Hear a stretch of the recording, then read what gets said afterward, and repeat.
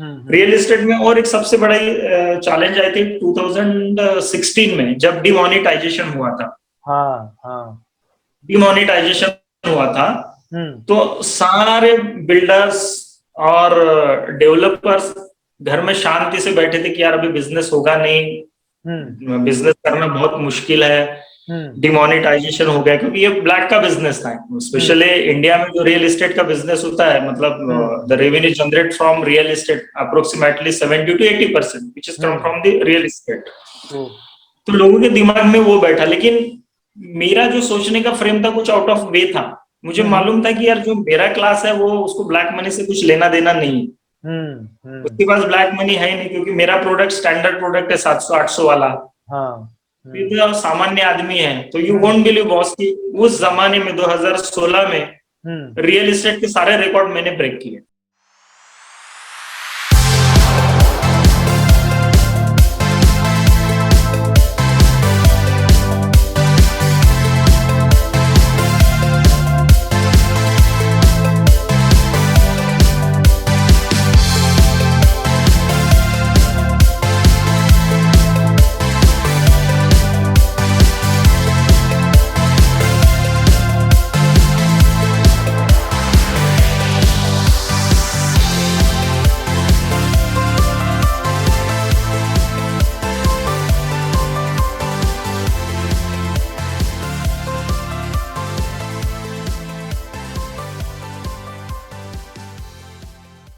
Okay, so good morning, friends.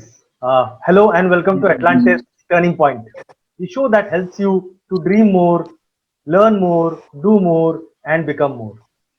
In this show, we peep into the heart and mind of our guest, which is mostly the head of a reputed organization, and we try to discover not only the successful traits of the organization, but also we try to understand what did they do when they faced failures in their journey.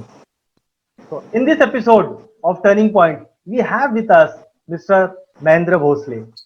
He is the director of Degree College of Administrative Services, Sholapur, director of Bachelor of Fine Art College, Sholapur.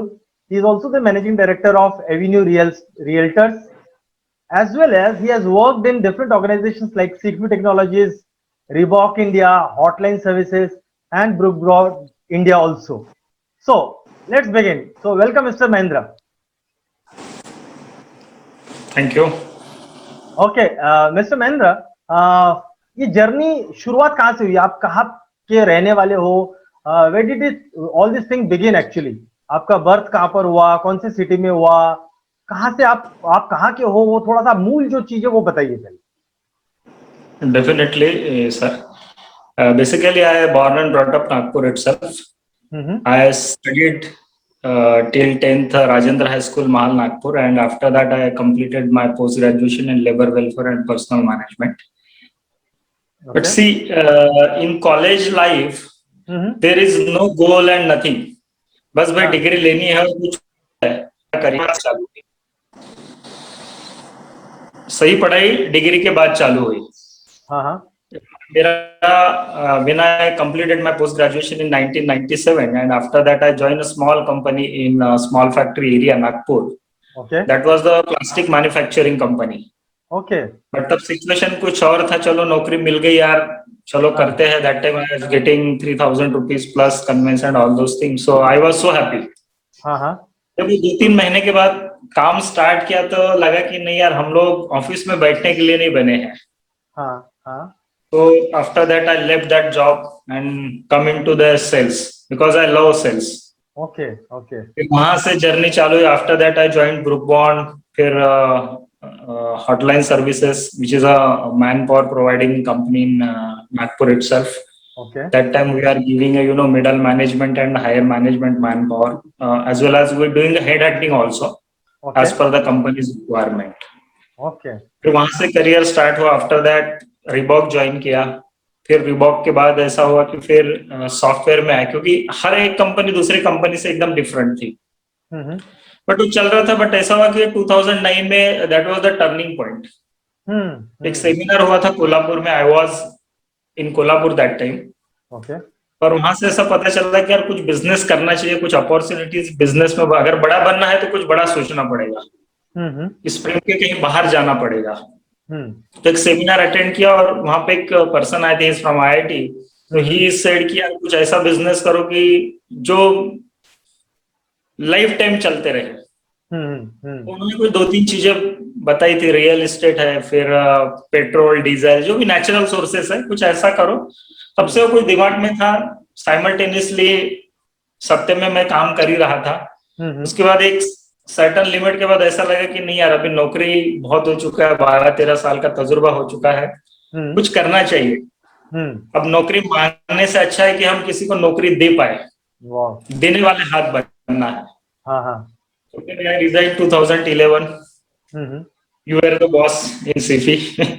I learned so many things from you.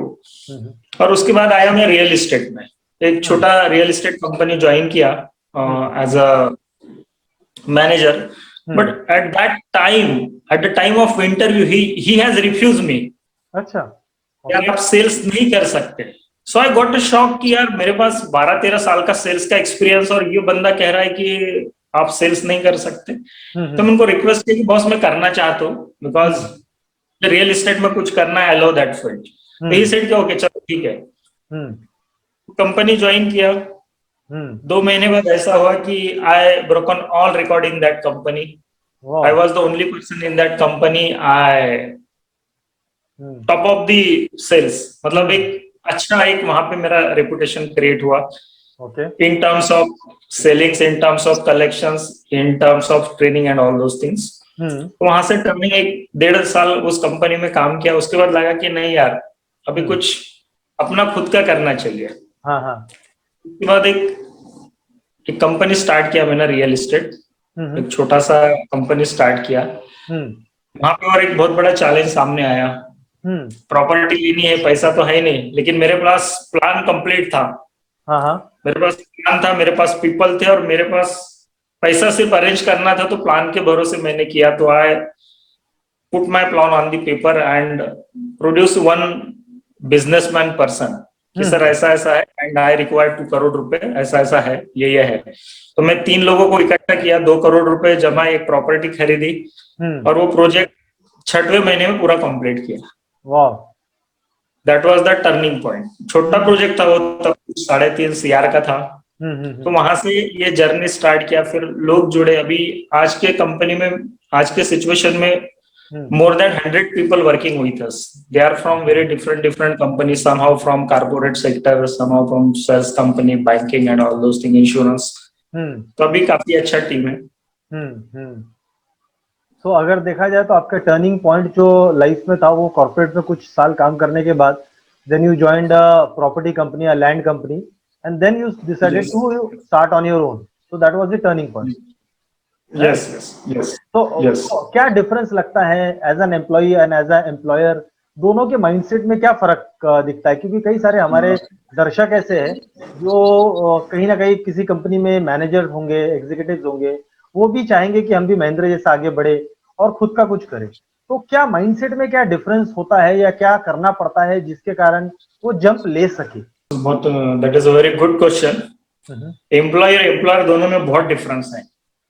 जब हम नौकरी करते हैं तो एक ऐसी कहावत है कि भैया आदमी जैसा सोचता है वैसा बनता है। तो जैसा होता है ना, एक मजदूर होता है, तो मजदूर क्या सोचता है, एक छोटा आदमी जैसा, लाइक अ बेगर, तो वो सिर्फ एक दिन का सोचता है। तो मुझे यार आज का दिन निकल जाए, मेरा पेट भर जाए, बस I will be happy, I will be happiest person in the world. उसके बाद सेकेंड लेवल आता है, लेबर का आता है। तो लेबर देखिए वो 1 वीक का सोचता है। पूरे इंडिया में अगर हम कहीं पे भी जाते हैं तो लेबर को हर 8 दिन में पेमेंट दिया जाता है। तो वो सोचता है मेरा ये हफ्ता निकल जाए, मेरा पेट भर जाए, बस दैट्स इनफ है। उसके बाद होता है एक सैलरी कमाने वाला है 1 महीने बाद। तो वो कैसा है, वो 1 महीने का सोचता है, चल यार 30 दिन हो गए मेरे, मस्त परिवार चल रहा है, सैलरी मिल गई, बस 30 दिन हो गए, 31वें दिन में सैलरी आएंगे, I will be happy, EMI हो जाएगा। कारपोरेट जिसमें हमने काम किया है, तो वो 1 साल का सोचता है। ऑलवेज वी आर सेइंग यार I am getting per annum 12 lakh rupees, 20 lakh rupees, 30 lakh rupees. तो हम लोग 1 साल का सोचते हैं, चले यार ये पैकेज मिल गया। बट इसके बाद का जो क्लास होता है वो सोचते हैं कुछ लंबा सोचते हैं। हाँ जैसे रिलायंस है, बाकी और बहुत सारी कंपनीज है, टाटा है, एयरटेल है। ये कैसा प्रोजेक्ट जब भी स्टार्ट होते थे इनके 5 साल, 10 साल, 20 साल, हाँ नेशनल हाईवेज कंपनीज है। हाँ। तो ये एक्चुअली सोच का फर्क होता है। हम्म तो जब मैं एम्प्लॉय से एम्प्लॉयर की तरफ गया तो बहुत सारी रिस्पॉन्सिबिलिटीज आई, बहुत सारी चीजें मैनेज करना सीखना पड़ा, लोगों को मैनेज करना सीखना पड़ा। यार बड़ा होना है तो फिर बड़ा सोचना पड़ेगा। हम्म तो बहुत बड़ी रिस्पॉन्सिबिलिटीज आती है। Hmm responsibilities in the terms of business, hmm terms of finance, terms of family, hmm terms of जो आपके एम्प्लॉय है वो। हम्म लेकिन उसमें एक जब चैलेंज हम लोग एक्सेप्ट करते हैं तो उसमें मजा भी आता है। हम और ज्यादा पॉलिश होते जाते रहते हैं, हाँ हाँ और पॉलिश होते जाते हैं। जितनी आपको ऑब्स्टैकल्स आएंगी, तकलीफें आएंगी, तो आप उतना पॉलिश होते जाते हैं। और हम्म आने वाली जो तकलीफ है आप उसको आसानी से क्रॉस ओवर करके आगे निकल सकते हैं। जैसा हम्म रियल एस्टेट में मैंने स्टार्ट किया था, I started my own business in 2013। Hmm I completed my one project, उसके बाद हमने सेकंड प्रोजेक्ट लॉन्च किया। हम्म तो इट वाज इन जेवी। ओके। सर्टन वहां पे रूल्स एंड रेगुलेशन चेंज हो गए गवर्नमेंट के।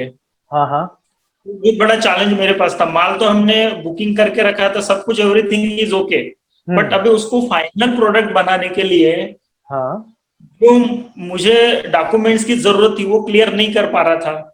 हम्म और इसमें 6 महीने निकल गए, मेरा टाइम स्पैन यहाँ खत्म होते आया। तो हम्म फिर हमने कुछ अलग तरीके से उसके ऊपर वर्कआउट करके वो प्रोजेक्ट कंप्लीट किया है। And you won't believe, hmm time के पहले वो प्रोजेक्ट कंप्लीट होके हम्म पूरा सोल्ड आउट हो गया।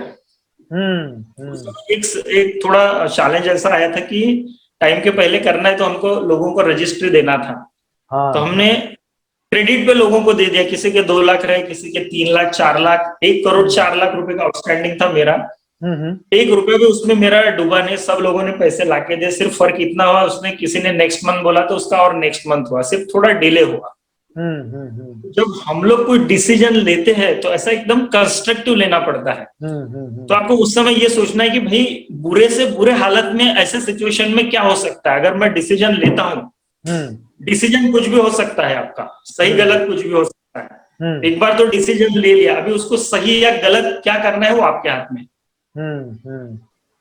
तो मैं बोला ये सिचुएशन में क्या होगा, ज्यादा से ज्यादा क्या हो सकता है, फेल ही हो सकते हैं, डिले होगा, डिले होगा। डिले होगा। हाँ मेरी नियत साफ है, मुझे काम करना है, लोगों को समय पे मुझे डिलीवरी देना है, मुझे किसी को फंसाना नहीं है। सही बात है। तो उनका विश्वास हमेशा कस्टमर ओनर के ऊपर विश्वास रखता है, लेकिन इस बार ओनर ने कस्टमर के ऊपर रखा 1 करोड़ 4 लाख रुपए का। And I was the success, I was the success. So always you won't expect from your customer. Sometimes you have to provide some good services, good repo or something like this. So अगर मैं समझ पाया हूँ, तो अगर employ से employer के mindset में जाना है तो कुछ चीजें बहुत इंपॉर्टेंट होती है। एक तो रिस्पॉन्सिबिलिटीज लेना, डिसीजन मेकिंग में बहुत ये होना, अनसर्टेनिटीज को फेस करना, ठीक है, ये कुछ चीजें बहुत इंपॉर्टेंट लगती है। और दूसरा accountability towards your employ, towards your customer, ये भी बहुत जरूरी है। और employ as a employer you have to also trust your customer, जो आपने किया है और कहीं ना कहीं पर सक्सेसफुल हुए हैं। तो मैं ये पूछना चाहता हूँ, मैं अगर थोड़ा सा पीछे जाऊं, तो आपके आपके फैमिली में ऐसे कोई पहले से कोई बिजनेस करते आए हैं, या कैसा माहौल था, या क्या था, वो मैं जानना चाहूंगा। जी जी, हमारा basically family background, basically I am from royal family. But वो हमारे डैड सब एमपी से थे, तो सब खत्म होने के बाद दे कम टू नागपुर। और हमारा we born and brought up Nagpur itself. तो वो बिजनेस ही करते थे। मेरे dad basically he was a businessman. अच्छा, ओके। बट ऐसा हुआ कि when I was in 10th so he has died by heart attack. हाँ, तो वो ये होने के बाद हमारा कुछ ऐसा रहा नहीं। फिर सिचुएशन, एक दिन में हमारे घर की पूरी सिचुएशन चेंज हो गई। मेरा बड़ा भाई था, he is working with the railway, is on good position. Second भाई वो था, वो पढ़ रहा था तब। थर्ड मैं था, मेरी और एक सिस्टर थी। तो एक ही दिन में 96 में हमारा पूरा फैमिली डिस्टर्ब हो गया। तो फिर उस समय मैं पढ़ाई के साथ साथ कुछ काम भी करता था, मेरा बड़ा भाई भी काम करता था, पढ़ाई करता था, और हमने हमारा एजुकेशन पूरा कंप्लीट किया। बट बिजनेस मेरा शुरू से, मतलब कॉलेज लाइफ से मेरा दिमाग वही था कि कुछ अच्छा बिजनेस ही करना है और मुझे बड़ा बनना है, क्योंकि मेरा सपना वही था। मैं छोटा भी था तो बड़े लोगों के साथ रहता था हमेशा, बड़े लोगों में उठना बैठना आज भी वैसा ही है, ताकि कुछ अपन सीख सके, उनका कुछ तजुर्बा हमारे साथ शेयर कर सके। यही था। तो फिर कुछ नौकरी में अच्छे इसमें था, सारे अच्छे ग्रुप्स थे, बाय गॉड ग्रेस। आपके जैसे बॉस भी मुझे मिले, I learn so many things from you. उसके बाद ऐसा लगा कि एक सर्टेन लिमिट के बाद कारपोरेट में नहीं यार, अभी कुछ अपना ओन कुछ करना चाहिए। तो मैं बिजनेस की तरफ डाइवर्ट था। वो जो सीड था वो दिमाग में था शुरू से। पहले से शुरू से ही था कुछ ना कुछ करना है करके। तो I started my own business real estate में। और एक सबसे बड़ा चैलेंज आई थिंक 2016 में, जब डिमोनेटाइजेशन हुआ था। डिमोनेटाइजेशन हुआ था तो सारे बिल्डर्स और डेवलपर्स घर में शांति से बैठे थे कि यार अभी बिजनेस होगा नहीं, बिजनेस करना बहुत मुश्किल है, डिमोनेटाइजेशन हो गया। क्योंकि ये ब्लैक का बिजनेस था, स्पेशली इंडिया में जो रियल एस्टेट का बिजनेस होता है, मतलब the revenue generate from real estate approximately 70 to 80% which is come from the real estate. तो लोगों के दिमाग में वो बैठा, लेकिन मेरा जो सोचने का फ्रेम था कुछ आउट ऑफ वे था। मुझे मालूम था कि यार जो मेरा क्लास है वो उसको ब्लैक मनी से कुछ लेना देना नहीं, उसके पास ब्लैक मनी है ही नहीं, क्योंकि मेरा प्रोडक्ट स्टैंडर्ड प्रोडक्ट है 700-800 वाला। तो सामान्य आदमी है। तो यू वोंट बिलीव बॉस की उस जमाने में 2016 में रियल एस्टेट के सारे रिकॉर्ड मैंने ब्रेक किए। मैंने एक प्रोजेक्ट 7 दिन में बेचा, दूसरा प्रोजेक्ट सिर्फ 3 घंटे में बेचा, the cost more than 15 CR, और एक दिन में 64 रजिस्ट्रीज भी किया। तो जब हम कुछ बिजनेस करते हैं तो उसका नॉलेज होना बहुत जरूरी है। और नॉलेज के साथ साथ जब तक आप आउट ऑफ द वे नहीं सोचेंगे तब तक आपको मजा आएगा नहीं। क्योंकि ये जो रूटीन लाइफ है चलते रहता है, रूटीन लाइफ में आदमी कुछ ज्यादा कुछ सीखता नहीं। चल रहा है, जब उसको कुछ हर्डल आती, कुछ तकलीफ आती, कुछ परेशानी आती है, तब अपने आप को प्रूव करने का वो सबसे बड़ा एक फार्मूला होता है, आपकी ताकत लगाने का, आपकी सोच लगाने का, सोचने के लिए बहुत बड़ा समय मिलता है। और आज के घड़ी में इस कोविड के पीरियड में सब लोग सोच रहे, लेकिन मैंने उससे ज्यादा बढ़ा। भले हमारा 1 साल बिजनेस बंद है, लेकिन now we come up with बड़े टारगेट के साथ आए, बड़े बिजनेस के साथ आए हम लोग। अभी मेरे पास आज के घड़ी में सर 200 करोड़ के ऊपर के प्रोजेक्ट है मेरे हाथ में, now my in hand. Probably it will start next month. तो आप अगर जो एम्प्लॉइज है, जो मैनेजर्स है, जो कहीं ना कहीं पर एंटरप्रेन्योर बनना चाहते हैं, उनको अगर कुछ मैसेज देना चाहोगे तो उनके लिए क्या मैसेज होगा? जो सोच रहे हैं बनना है, हो सकता है अगले साल, 2 साल, 5 साल, 10 साल में बनेंगे, तो उनमें भी वो थोड़ा सीड है बट पता नहीं क्यों नहीं कर पा रहे हैं, ये उनके दिमाग में चलते रहता है, तो उनके लिए आपका मैसेज क्या होगा? आपको रिस्पॉन्सिबिलिटी लेने की तैयारी होना चाहिए और डेयरिंग करने की होना चाहिए।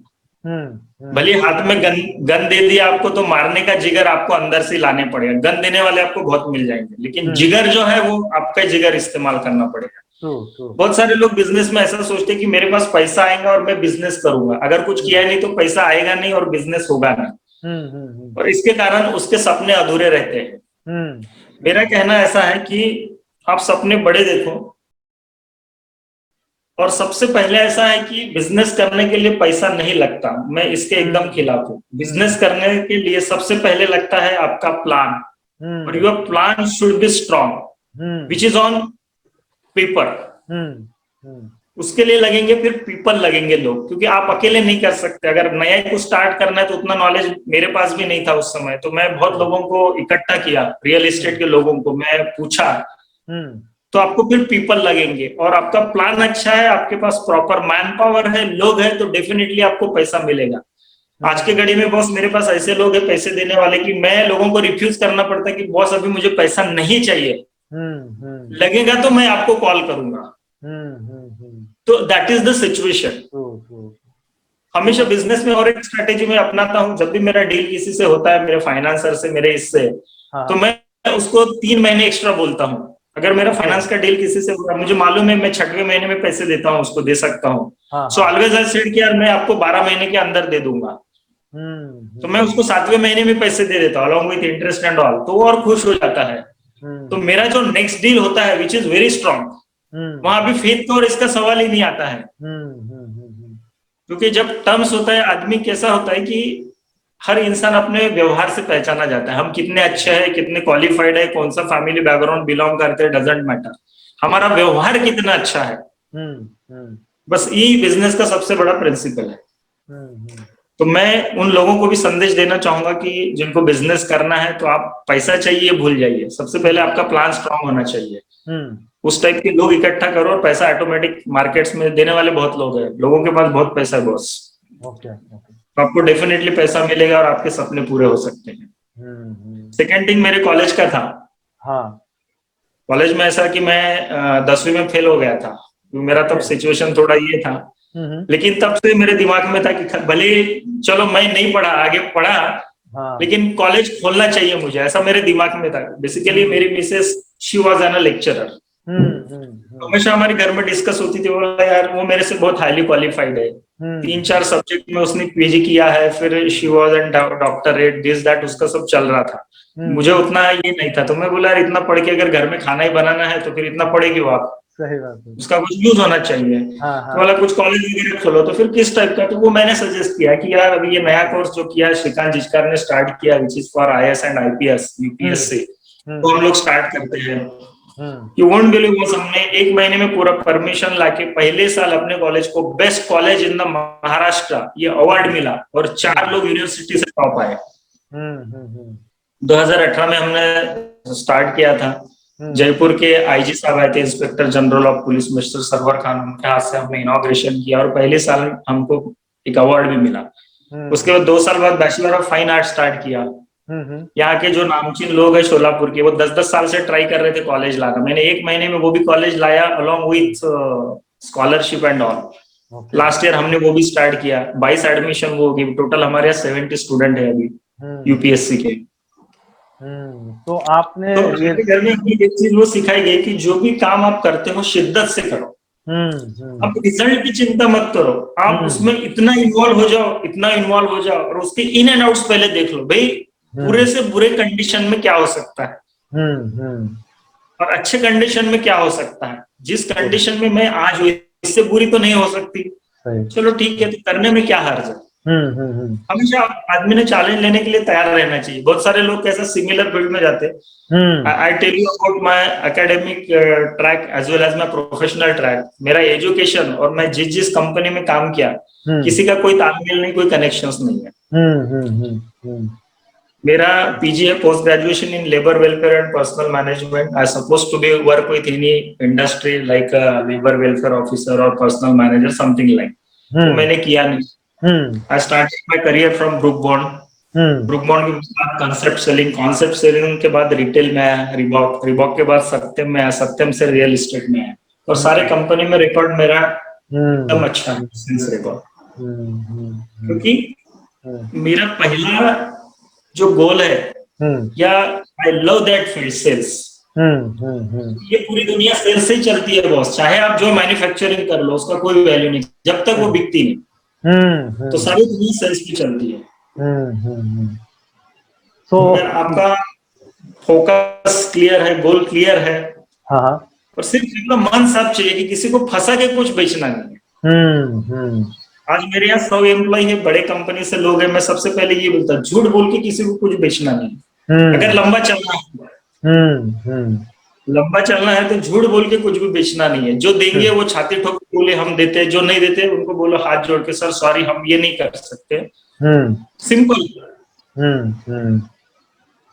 तो that is our business strategy. Believe नहीं करेंगे, जब भी हमारे प्रोजेक्ट लॉन्च होते हैं हमारे पास कुछ नहीं रहते, जमीन पे कुछ नहीं दिखेगा, कुछ नहीं, कागज नहीं, कुछ नहीं। 1 वीक में पूरा बुक हुआ रहता है। 50-100 प्लॉट तो मेरे यहाँ 200 चेक आके पड़े रहते हैं, कुछ नहीं रहता जमीन पे, बिकॉज ऑफ मेरा गुडविल। बॉस ने बोला है मतलब यहाँ ये ऐसा होना ही होना है, ये चीज मुझे मिलना ही मिलना। अगर मैं कमिट करता हूँ 10 चीजें दूंगा तो मेरे कस्टमर को मैं 11वीं देने की कोशिश करूंगा, लेकिन 9 नहीं दूंगा। तो कुछ चीजें जो अभी तक जो क्लियर हुई है फ्रॉम एम्प्लॉय टू एम्प्लॉयर बनने के लिए, जो 2-3 बातें आपने बोली है, उसमें एक विजन होना, डेयरिंग होना, और बहुत इंपॉर्टेंट चीज आपने बताई है कि सिर्फ पैसा होना जरूरी नहीं है, आइडिया प्लान होना भी बहुत जरूरी है। ये अगर हुआ Yes, तो yes, अच्छा ये absolutely. कर सकते हैं। अच्छा, इसी चीज को जी। देखते हुए मैं और एक चीज आपसे, आपके बातों से मुझे महसूस हो रहा है कि जीवन में वैल्यूज, जो मूल्य बहुत काम आते हैं। जैसे आपने एक मूल्य की बात जी जी किया है कि जी झूठ जी बोल के बेचना नहीं, तो ट्रुथ जो है जी ऑनेस्टी है, वो एक मूल्य जो है वो आप उसको लेके चलते हो। तो जैसे जैसे अभी सेल्स वाले बोलते हैं कि सेल्स वाले जो लोग होते हैं जनरली झूठ पे सहारा लेते हैं, लेकिन आप सेल्स वाले एब्सोल्युटली होके आप जब खुद का बिजनेस कर रहे हो तो आप इसी के अगेंस्ट में बात कर रहे हो। तो ये जी जो जी। जो जो प्रथा जो चली आ रही कि सेल्स वाले लोग हैं, थोड़ा सा अर्ध सत्य बोल के चलाएंगे, उसके बारे में आप सेल्स वालों को आप क्या मैसेज देना चाहोगे? अभी वो झूठ बोल रहा है सेल्स वाला, ठीक है, उसको भी ब्रेड एंड बटर की जरूरत है, but he is employ not a employer. उसको हम्म मालूम है मैं जब तक यहाँ करूंगा करूंगा प्रोडक्ट बिकेगा, कंपनी चलेंगी, तब तक वो साथ में, उसके बाद उसका ब्रांड चेंज हो जाएगा, हम्म हम्म है ना। हम्म मैं ओनर हूँ, हम्म मेरे साथ जितने भी लोग हैं, मुझे क्योंकि लंबा दौड़ना है, हम्म हम्म मुझे लंबा दौड़ना और सबको लेके दौड़ना है मुझे। अगर मैं हम्म अकेला दौड़ू तो ठीक है, मैं एक लिमिट तक दौड़ सकता हूँ। हम्म अगर आप में प्रोडक्ट में दम है, आपके प्रोडक्ट में दम है, क्योंकि हम्म मैं ऐसे बिजनेस में हूँ, हम्म ये ये भगवान का प्रोडक्ट है। हम्म मेरे दादा के जमाने में अगर मेरे पास 1,000 स्क्वायर फीट जमीन थी तो अभी भी 1,000 ही रहेंगी, और मेरे बच्चे के जमाने में भी 1,000 रहेंगी, और हम्म ये इसकी वैल्यू हमेशा बढ़ती रहेगी, ट्रू ये कम नहीं होगी। हम्म हम्म तो मुझे अगर मेरे कस्टमर को कुछ कैटर करना है, कुछ सर्व करना है, तो मुझे उसको जेन्युइन चीज देना है। वो इसलिए देना है कि पता नहीं उसमें 2 पीढ़ी, 3 पीढ़ी, 4 पीढ़ी, कितनी पीढ़ी उसमें जाने वाली है। हम्म अगर मैं मेरे बिजनेस में ट्रांसपेरेंसी रखूंगा, कस्टमर के साथ मेरी ट्रांसपेरेंसी रहेंगी, हम्म उतने फ्रूट्स उस प्रॉपर्टी के वो एंजॉय करेगा। अगर मैं गलत तरीके से करूं तो शायद हो सकता है उसकी लाइफ टाइम की कमाई व्यर्थ हो जाए। ट्रू ट्रू 20-25 लाख रुपए उसकी लाइफ टाइम कमाई होती है। ट्रू तो मेरा सभी सेल्स वालों से है, जो भी आप बेचते हो हम्म उसमें हमेशा विन विन सिचुएशन होना चाहिए। भाई हम्म कस्टमर का भी फायदा होना चाहिए और बेचने वाले का भी होना चाहिए, क्योंकि ट्रू ब्रेड एंड बटर दोनों को उसको भी चाहिए है। ट्रू बट झूठ बोल के करना है तो हम फिर सेल्स क्यों कर रहे हैं? हम्म बहुत सारी चीजें हैं झूठ बोल के हम्म करने के लिए, हम्म क्योंकि हम दुनिया के सबसे ब्यूटीफुल फील्ड में है, वो है सेल्स। हम्म मैं तो ऐसा मानता हूँ, मतलब खुद के बारे में, मेरे कंपनी के बारे में, मेरे एम्प्लॉय के बारे में, हम्म मेरी 3 चीजें सबसे स्ट्रांग है। सबसे पहली चीज कि मैं दुनिया के सबसे ब्यूटीफुल बिजनेस में हूँ, that is hmm called real estate. हम्म दूसरा है कि मैं दुनिया का सबसे ब्यूटीफुल फील्ड सेल्स उसमें हूँ। हम्म तीसरा ऐसा है कि मैं दुनिया का सबसे ब्यूटीफुल बिजनेस रियल एस्टेट, यानी कि मैं लोगों के सपने पूरे कर सकता हूँ, लोगों का लाइफ ट्रांसफॉर्म कर सकता हूँ। ट्रू ट्रू क्योंकि जो भी आदमी प्रॉपर्टी लेता है, इन्वेस्ट करता है, उसमें बहुत सारे रीजंस होते हैं। हो सकता है वो अपने बच्चे के एजुकेशन के लिए इन्वेस्ट कर रहा हो, बच्ची के शादी के लिए इन्वेस्ट कर रहा हूँ, उसके बुढ़ापे के लिए कर रहा हूँ, या उसका आगे में लाइफ अच्छा हो, अच्छे पैसे मिले, उसके लिए कर रहा हूँ। हम्म बहुत सारे रीजंस हो सकते हैं। तो हम्म मैं तो ये मानता हूँ कि मैं दुनिया के बहुत ब्यूटीफुल बिजनेस में हूँ, ब्यूटीफुल फील्ड में हूँ। वेरी गुड इससे बड़ी बात मेरे लिए कुछ हो ही नहीं सकती। मुझे वो दिन अभी भी याद है, लोग जब आते हैं तो लिटरली कुछ लोग पैर छूते हैं कि सर हम्म आपके पास जो 5 लाख रुपए हमने इन्वेस्ट किए थे, आज उसके 25 लाख रुपए हुए हैं, आज मेरे बच्चे की शादी हुई है। हम्म तो वो जो पैसे के साथ जो आपको सेटिस्फेक्शन मिलता है, हम्म उसके कोई लिमिट नहीं है। हम्म अनबिलीवेबल। वेरी ट्रू सो हमारी आंखें नम हो जाती है, कभी कभी हमारी आंखें नम हो जाती है कि यार हम बहुत कुछ अच्छा काम कर रहे हैं। ट्रू। तो दो दो दो चीजें जो समझ में आ रही है, एक है कि जी इवन सेल्स वालों के लिए बहुत इंपॉर्टेंट है, एक तो ट्रूथफुल ऑनेस्टली डील जी करना जरूरी है।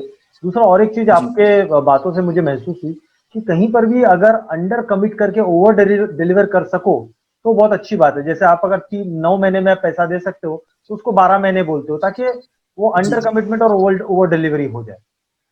करेक्ट ये एक करेक्ट। चीज ये भी एक बात महसूस हो रही है। और एक चीज जो बहुत इंपॉर्टेंट चीज जो मुझे लगी आपके बातों से, वो ये है कि आप भले ही आप ये बोल सकते हो कि मैं लैंड के बिजनेस में हूँ, प्रॉपर्टी के बिजनेस में हूँ, मैं आपके बातों से महसूस कर रहा हूँ कि आपके कस्टमर जो है उनके लिए जी आप एक्चुअली कोई उनके ड्रीम्स के बिजनेस में हो, कि उनके ड्रीम्स, उनके ख्वाब, उनके जो आकांक्षाएं हैं वो पूरी करने में आप मदद कर रहे हो। तो आप जी सिर्फ लैंड नहीं बेच रहे हो, उनके लिए ड्रीम्स भी आप ये कर रहे हो। Absolutely absolutely very true. Absolutely. तो ये चलते रहा और चलते चलते ऐसा आ गया कि मैं ये देख रहा हूँ कि आप एजुकेशन फील्ड में भी आप अच्छा कर रहे हो, प्रॉपर्टी फील्ड में भी आप एकदम बहुत ही आगे बढ़ चुके हो। तो ऐसे होते होते अचानक ये जो पैंडेमिक आया, ये जो जी। लास्ट ये हुआ, ये फरवरी मार्च के बाद से हुआ, तो उसके बाद आपके बिजनेस में क्या क्या फर्क पड़ा, कैसे हुआ, क्या चैलेंजेस आए और उसको लेके फिर आपने क्या चेंजेस करना पड़ा, क्या आपका रवैया कैसा रहा, ऑर्गेनाइजेशन को कैसे यस। मूव कराया, थोड़ा उसके बारे में आप बताइए। जो पैंडेमिक है अभी, ये तो नॉट ओनली इंडिया, अभी ये वर्ल्ड वाइड है। हम्म। ये अनसर्टन चीजें हैं। हाँ हाँ। अनसर्टन चीजें हैं। मान लीजिए बहुत बार कैसा होता है कि बिजनेस है या बिजनेस बोले, या ऐसे भी नॉर्मल लाइफ में भी बहुत सारी चीजें अनसर्टन होती है। जैसा 2016 में डिमोनेटाइजेशन सडनली हो गया, पता नहीं था। तब भी इकोनॉमिक क्रैश हो गई, बहुत सारे बिजनेसेस कोलैप्स हो गए।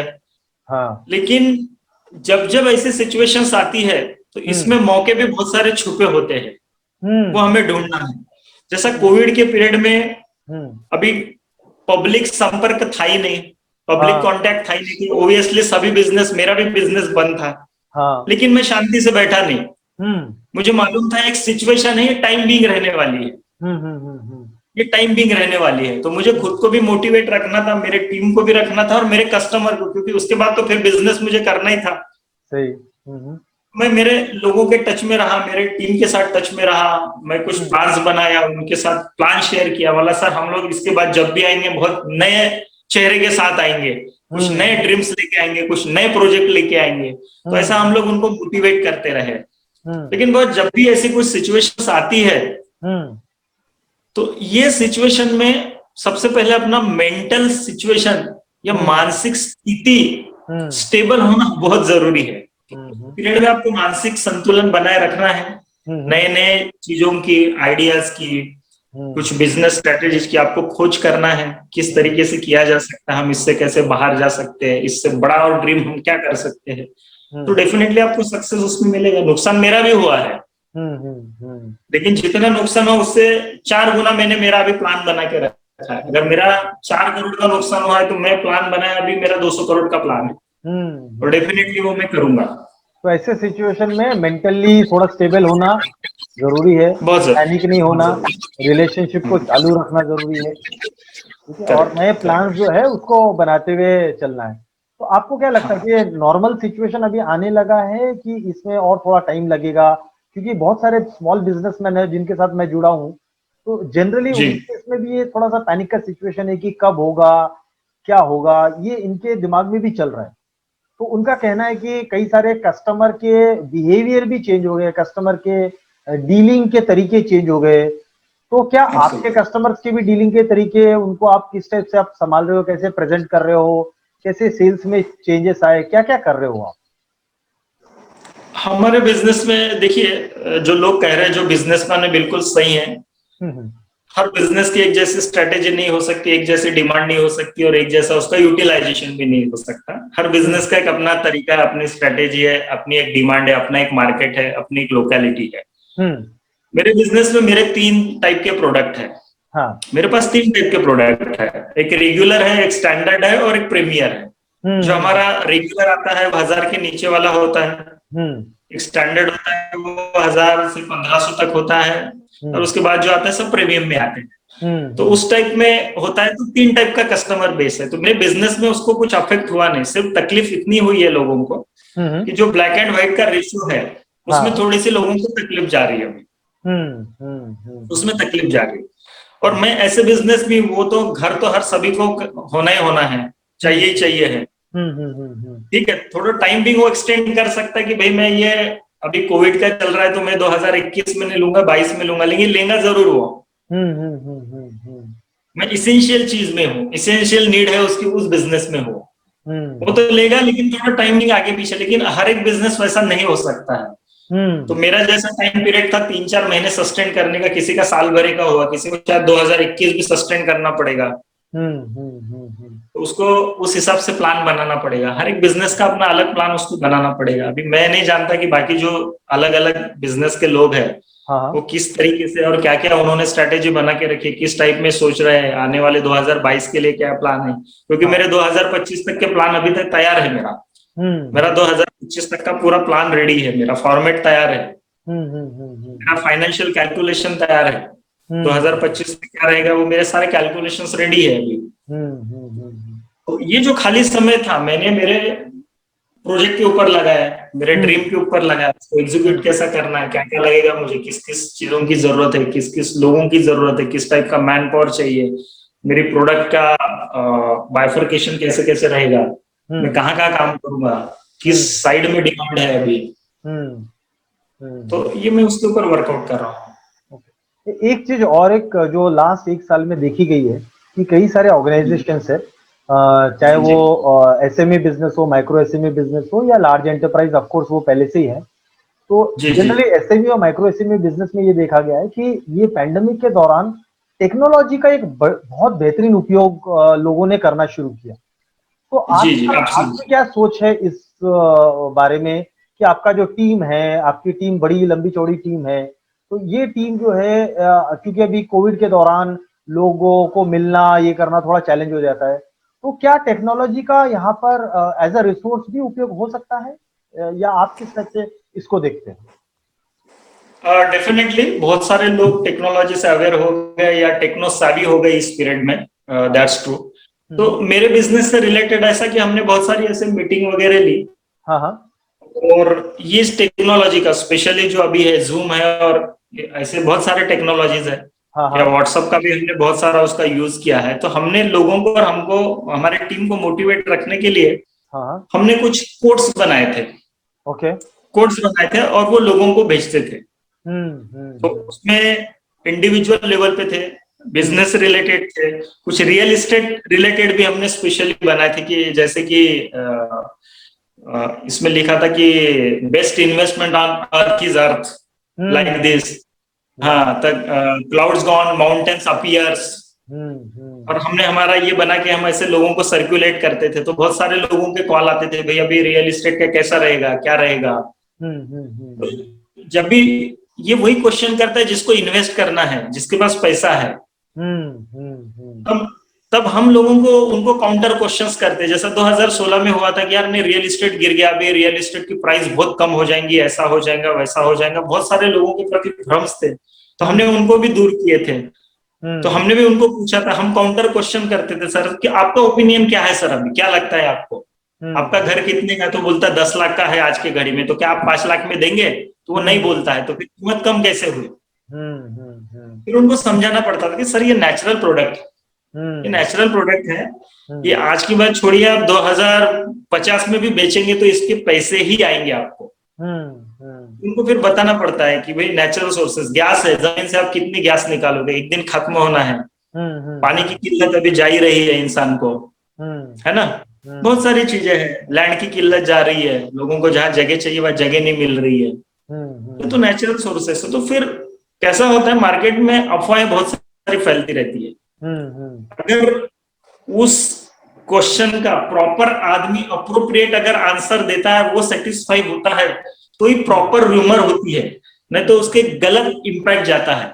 क्योंकि क्या होता है, वो किसी और आदमी को पूछता है और वो अपनी वैसी मेंटालिटी बना लेता है। फिर वही मार्केट में गलत रूमर फैलते रहते हैं कि नहीं रियल एस्टेट का मार्केट गिर गया, अभी ये नहीं होता, वो नहीं होता, कहीं नहीं हुआ। मैं तो बोलता रियल एस्टेट आज भी वैसा है। टाइम बीइंग वो एक आया था, एक फ्लो आया था टाइम बीइंग, उसके बाद भी बहुत अच्छा बिजनेस हो रहा है, टर्न वाइज अच्छा बिजनेस हो रहा है। बात रही कंस्ट्रक्शन की, तो वो 2030 का कंस्ट्रक्शन लोगों ने 2016 में करके रखे थे, तो इसलिए उनको तकलीफ जा रही है। जैसा आज पुणे में 2,48,950 घर खाली पड़े हैं। पुणे का आज का पॉपुलेशन है 96 लाख। ये 2,48,950 लोग आएंगे कहाँ से? एक फैमिली एक घर होता है। 2016 का ये फिगर था। तो आपने 2030 का अभी सप्लाई कर दिया था, डिमांड 2030 की 2016 में सप्लाई कर दी, तो डेफिनेटली आपको भुगतना ही पड़ेगा। आपको भुगतना ही पड़ेगा, क्योंकि बैलेंस इनबैलेंस हो गया मार्केट। क्योंकि लोगों के पास ब्लैक मनी था, सब लोगों ने कहाँ इन्वेस्ट करना है, रियल एस्टेट से ही पैसा आता है, तो सब वहां इन्वेस्ट हुआ। डिमोनेटाइजेशन होने के कारण सब लोग फंस गए उसमें, फिर ये तकलीफ आई। क्योंकि कैसा है बॉस, जब भी जरूरत से ज्यादा कुछ चीज होती है, भगवान कृष्ण ने कहा है कि भाई जहर क्या है, तो जहर हर एक वो चीज है जो जरूरत से ज्यादा हो जाए। चाहे फिर वो खाना हो, चाहे वो अहंकार हो, चाहे वो पैसा हो, चाहे वो घमंड हो। जो भी चीज जरूरत से ज्यादा, खाना हमारे लिए बहुत इसेंशियल है, बट ज्यादा खा ले तो वो भी तकलीफ होती है। संसार का रूल है। सही बात है।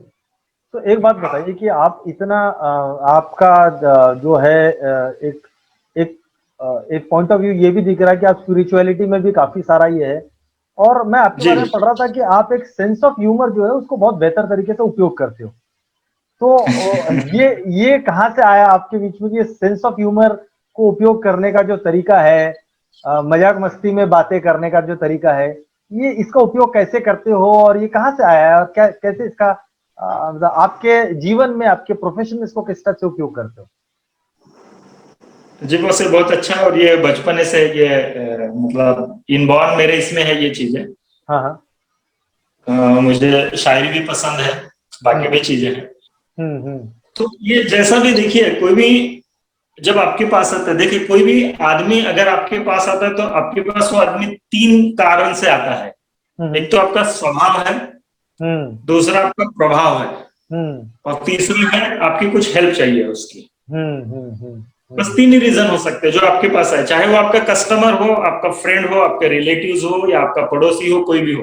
3 कारण के लिए तो मेरे पास किस लिए आता है हो कि उसको कुछ मदद चाहिए मेरे से। भाई मेरा नाम उसने सुना पश्चिम महाराष्ट्र में कि प्रॉपर्टी में ये लोग बहुत अच्छे हैं, तो मेरी ये आदमी हेल्प करेगा। तो जब वो लोग एज अ कस्टमर मेरे पास आते हैं तो मैं उनको काउंटर क्वेश्चन पूछता हूँ बहुत बार। मैं उनको पूछता हूँ कि सर आप प्रॉपर्टी में क्यों इन्वेस्ट करना है, क्यों आप प्रॉपर्टी में इन्वेस्ट, और मेरे से प्रॉपर्टी क्यों लेना चाहते हैं। फिर वो कुछ 1-2 रीजन बोलता है कि नहीं सर आपके पास से वो आदमी ने लिया था, उसने मुझे रेफरेंस दिया था, प्रॉपर गाइड करते हैं, या आपके जो प्रोजेक्ट्स होते हैं अच्छे लोकेशंस पे होते हैं, आपके प्रोजेक्ट में ट्रांसपेरेंसी होते हैं, डॉक्यूमेंट्स 100% क्लियर होते हैं, लीगैलिटी अच्छी होती है। तो ये जो पॉइंट्स होते हैं ना, तो जब हम लोग उससे बात करते हैं वो बेचारा बहुत टेंस में रहता है, तो उसको पहले हम लोग थोड़ा रिलैक्स करते हैं, थोड़ा रिलैक्स करते हैं, थोड़ा कुछ हंसी मजाक भी होती है, या फैमिली से रिलेटेड है, या उसकी फैमिली मिसेस क्या करती है, क्या नहीं, बच्चे क्या करते हैं। मैं एक फैमिली उसका बैकग्राउंड भी पूछता हूँ मैं, और हर एक इंसान को बाय नेम ही कॉल करता हूँ मैं, हमेशा मेरी आदत रही है। अगर अनजान आदमी को भी बाय नेम अगर उसको कॉल करो तो उसको लगता है यार मुझे पहचानता है, तो थोड़ा उसका वे ऑफ थिंकिंग चेंज हो जाता है। मेरे कस्टमर के नाम मुझे अभी भी याद है। जब से मैंने मेरा प्रोफेशनल करियर स्टार्ट किया तो मैं आज भी बाय नेम मैं सभी को समय पे उसको विश करता हूँ, बर्थडे विश करता हूँ, वेडिंग एनिवर्सरी करता हूँ, बच्चे के बारे में पूछता हूँ, फैमिली के बारे में पूछता हूँ। तो एक पर्सनल अटैचमेंट भी वो आदमी के साथ हो जाता है।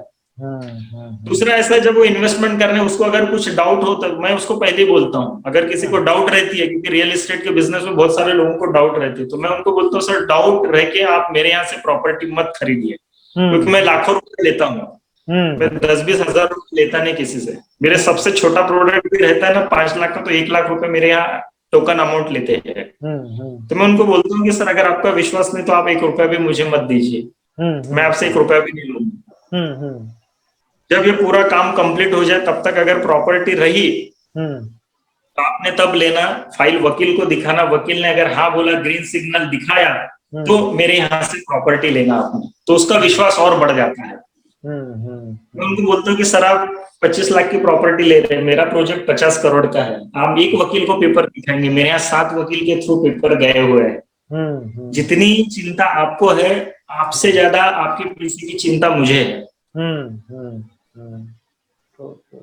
क्योंकि आप मेरे लिए अकेले नहीं है। आप अकेले प्रॉपर्टी की सोच रहे, मेरे यहाँ 200 लोग हैं, मुझे 200 लोगों का सोचना है सर, तो आपसे ज्यादा डेफिनेटली मैं सोचूंगा। तो ये कुछ चीजें होती है बिजनेसेस में।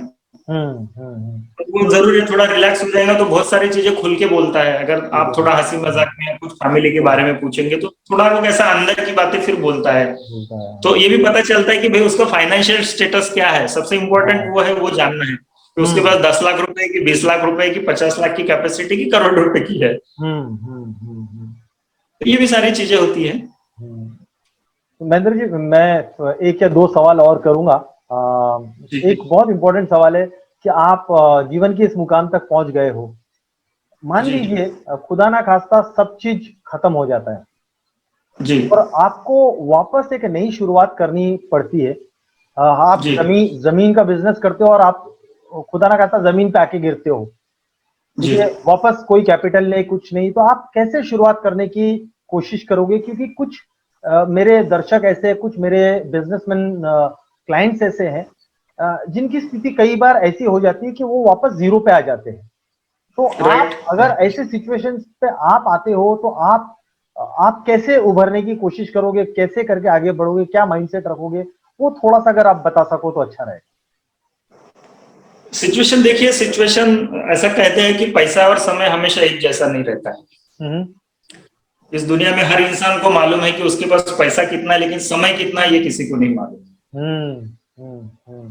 तो ये हर एक के साथ हो सकता है। मैं मेरा एग्जांपल दूंगा। लास्ट ईयर मेरे साथ सेम सिचुएशन हुई, हाँ, हाँ, क्योंकि मेरा बिजनेस एक पार्टनर के साथ था और वो भाग गया। मेरा तीन हाँ, करोड़ रुपए उसमें अटका और मैं जीरो पे आ गया। और मेरी हाँ, जो प्रॉपर्टीज उसमें थी, हाँ, हाँ। ठीक है पैसा गया, लेकिन मेरा नॉलेज तो कोई लेके नहीं जा सकता ना, मेरी काबिलियत मेरे साथ है।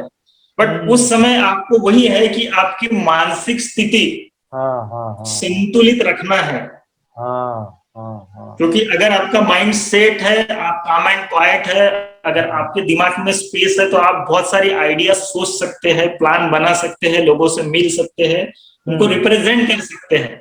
हुँ, अगर वो आपके पास नहीं है, पेशेंस अगर खोते हैं, तो आपका हुँ, दिमाग आतंकी हो जाता है। वो हुँ, फिर गलत शलत कहता है, उसका बोलने में कंट्रोल नहीं रहता, उसके बिहेवियर में कंट्रोल नहीं रहता है, और अनशन बकते रहता है। तो फिर ऐसे सिचुएशन में बहुत मुश्किल हो जाती है। ऐसा हुँ, कहते हैं कि दबाव से हीरे बनते हैं।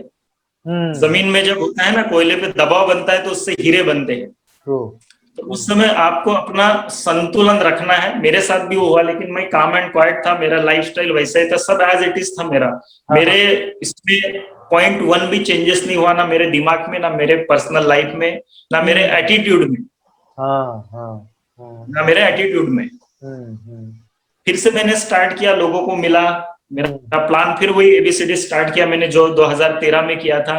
हुँ, हुँ, आज ऐसा हुआ कि जो 2013 से ज्यादा जो है, आज मेरे पास फाइनेंसर पैसे देने वाले प्रोजेक्ट, और मेरा रेपुटेशन उससे ज्यादा बढ़ गया, क्योंकि हुँ, मैंने किसी को फंसाया नहीं, हुँ, हुँ, हुँ, किसी को गलत तरीके से ये नहीं किया मैंने। हुँ, हुँ, हुँ, तो ये सिचुएशन सभी के ऊपर आती है। तो मैं सभी को ये कहना चाहिए कि सब दिन एक जैसे नहीं रहेंगे, हुँ, समय और परिस्थिति हमेशा चेंज होती रहेंगी। हुँ, बस अपने आप को बनाए रखो, मानसिक संतुलन रखो, हुँ, नए नए रास्ते खोजो आप। हुँ, हुँ, हुँ, ओके। और होता है। तो आपने दबाव दबाव बनाए रखो अपने ऊपर, और ऐसा हुँ, प्रॉपर दबाव होना चाहिए, जिससे कहते हैं कि बड़े लोग कहते हैं हीरे बनते हैं। तो हुँ, जिग जिगलर ने कहा है, बॉस को बहुत अच्छा कहा है कि हुँ, आपके जीवन में आपका दृष्टिकोण ही सब कुछ है, ना कि हुँ, आपका एटीट्यूड और आपकी काबिलियत। हुँ, हुँ, क्योंकि काबिलियत इस दुनिया में जो भी आज बना हुआ है, वो हर एक इंसान की सोच से बना हुआ है। सबसे पहले ट्रू, दिमाग में सोच आती है, आपका दृष्टिकोण आता है। ट्रू, ट्रू, तो आपका नजरिया बहुत पॉजिटिव होना चाहिए, हुँ, हुँ, हुँ, क्योंकि नजर का इलाज हो सकता है, नजरिए का नहीं। तो आपका नजरिया वैसा होना चाहिए। Very true, very true. तो वापस अगर नई तो ये शुरुआत होते करनी रहेंगे, पड़ी ऐसा नहीं कि अभी एक पैंडेमिक है इसलिए हुआ, भविष्य में भी हो सकता है, तो 2030 में भी कुछ हो सकता है। तो कहते हैं कि और महामारी आने वाली 2028 के बाद 8-10 साल और मुश्किल है। हुँ, हुँ, हुँ, तो अगर ये प्रेशर आप सस्टेन करते हैं, तो 2028 में 30 में आते हैं तो आप और ज्यादा रिलैक्स रहेंगे, क्योंकि आप प्रिपेयर रहेंगे, आप प्रिपेयर प्रिपेयर रहेंगे। रहेंगे, आप हुँ, और ज्यादा पॉलिश हुए रहेंगे, आपके हुँ, दिमाग में बहुत सारे आइडियाज रहेंगे, बहुत हुँ, सारे प्लान्स रहेंगे। तो हुँ, आप उस संकट के लिए पहले तैयार रहेंगे, तो आपको उतनी हुँ, मुश्किल नहीं रहेगी। हुँ, लेकिन हुँ, संकट इसलिए कहते हैं कि कभी भी आ सकता है। ट्रू, हम सिर्फ फाइनेंशियल क्राइसिस नहीं बोल सकते, घर में भी होता है, कभी आदमी चलते चलते एक्सीडेंट हो जाता है। अभी हमारे मैनेजर का एक्सीडेंट हो गया, ही हुँ, इन्वेस्ट 60 लाख रुपीज, हुँ, उसका हुँ, पूरा स्कल निकाल के रखना पड़ा था फ्रिज में हड्डी, ओह माय गॉड! चलते चलते। हुँ, हुँ, हुँ, हुँ, हुँ, तो ये भी एक संकट ही हो गया ना। उसके हाँ, पास जो जमा पूंजी थी पूरी खर्चा हो गई। सही बात है वो, हाँ, हुँ, हुँ, तो ऐसा कुछ भी हो सकता है। तो हुँ, आपको सिर्फ हिम्मत नहीं हारना चाहिए, हुँ, हुँ, क्योंकि कैसा है, हम फैमिली के लिए सब कुछ है, दुनिया में हम एक छोटा सा हिस्सा है, बट हमारे घर वालों के लिए हम उनकी दुनिया हम है, बहुत सही, बहुत उनके लिए सही। हम है दुनिया। हुँ, हुँ, हुँ, हुँ, तो हमें दुनिया है इस हिसाब से सोचना है। हुँ, हुँ, हुँ। तो तो जो जो समझ में जो बात आई है, वो अगर वापस ज़ीरो पे आए तो आपका जो हुनर है, आपके जो स्किल सेट है, आपका एटीट्यूड है, वो कहीं पर नहीं जाएगा, वो तो आपके साथ ही रहेगा, भले वो नहीं जाना चाहिए। वो नहीं जाना चाहिए।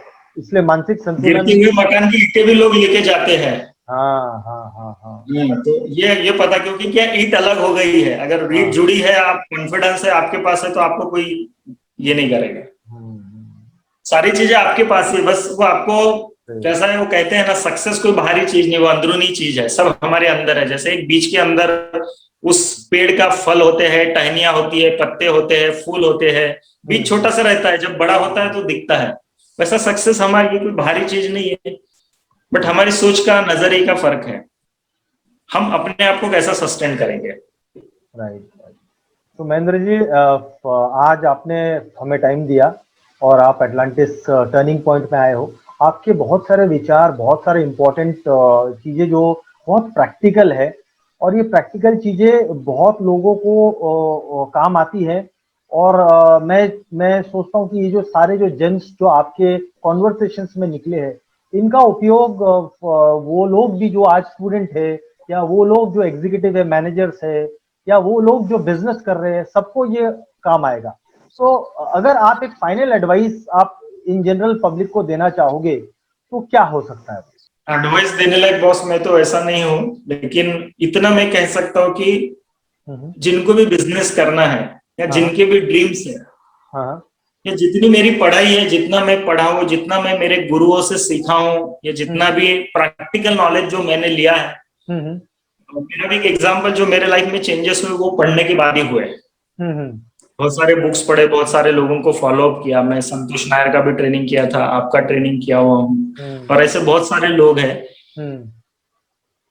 तो जब आपका विजन कुछ बड़ा होता है, क्या होता है, हम लोग अगर कुछ बड़ा सोचेंगे तो नहीं कुछ तो इतना तो कर पाएंगे, हम सोचेंगे अगर इतना सोचेंगे तो फिर कितना करेंगे उसमें से। तो आपकी सोच हमेशा बड़ी होनी चाहिए, और आप उसके ऊपर फर्म होना चाहिए, आप उसके ऊपर फर्म होना चाहिए।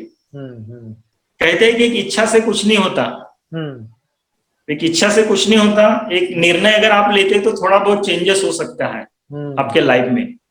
लेकिन अगर आप ठान लेते हैं कि मुझे यही करना है,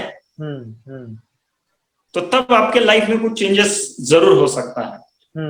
तो बिजनेस में भी वैसा, अगर जिनकी बिजनेस करने की इच्छा है तो उनका प्लान पूरा फर्म होना चाहिए, आपकी स्टडी होना चाहिए। और अगर हम लोग जीरो पे ही है यार, तो हम सोचने के लिए क्या प्रॉब्लम है, हम तो ये, अगर अपन जीरो पे है तो इससे बुरा क्या हो सकता है। तो मैं मेरे लाइफ में हमेशा एक बार ऐसे भी पहले सोचता था कि यार मैं तो जीरो से आया हूँ, जीरो के नीचे तो कोई फिगर नहीं, अगर मेरा कुछ ऊंच नीच भी हो जाता है, चलो सब खत्म भी हो जाता है, तो इससे नीचे क्या होगा, क्योंकि मैं जहां से आया था फिर और शुरुआत कर लूंगा।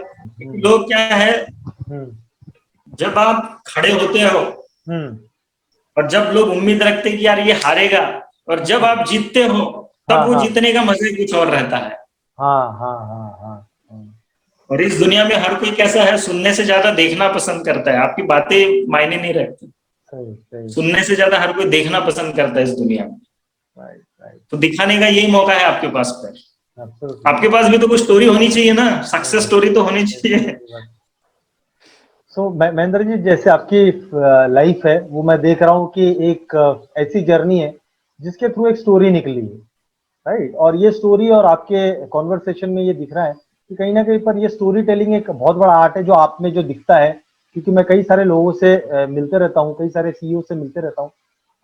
ये स्टोरी टेलिंग एक बहुत इंपॉर्टेंट आर्ट है जो आप में है, वो दिखता है।